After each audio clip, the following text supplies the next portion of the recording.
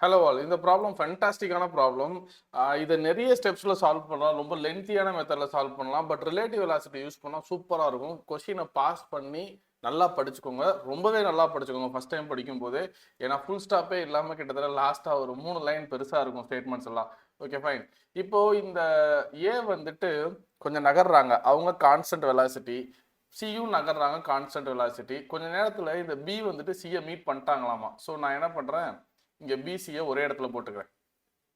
ஏவும் constant velocity போறாங்க, ஏ இந்த இடத்துல இருக்காங்க.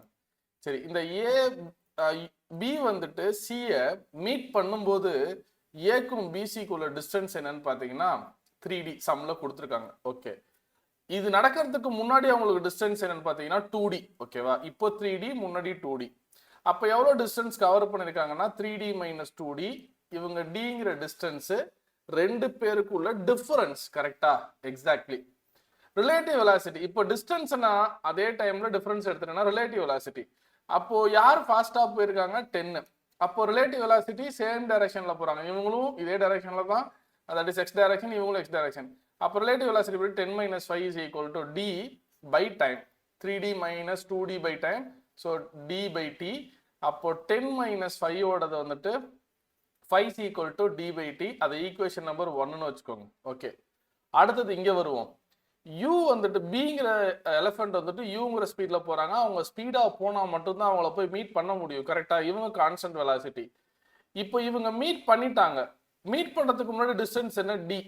இப்போ மீட் பண்ணிட்டாங்க, அதே இடத்துல இருக்காங்க. அப்போ டிஃபரன்ஸ் என்ன? தட் இஸ் ரிலேட்டிவ் டிஸ்டன்ஸ் என்ன?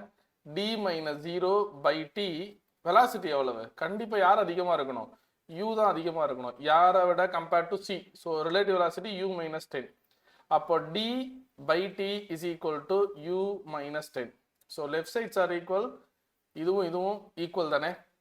Time, distance, d by t, d by t ஒரே நேரத்தில் தான் எல்லாம் நடக்குது. அப்போ 5 is equal to u minus 10, u is equal to 15 meter per second. Explain பண்ண பிறகு ஈஸியாக இருக்கலாம், பட் இதை தனிப்பட்ட முறையில் ரொம்ப நியூட்ரலாக அந்த எக்ஸாம் ஹால்குள்ளே 3 மணி நேரம் ப்ரெஷரில் இதை ரொம்ப காமாக யோசிக்கணும் அப்படிங்கிறது தான் டாஸ்க். தேங்க்யூ, கீப் ஆன் வாட்சிங்.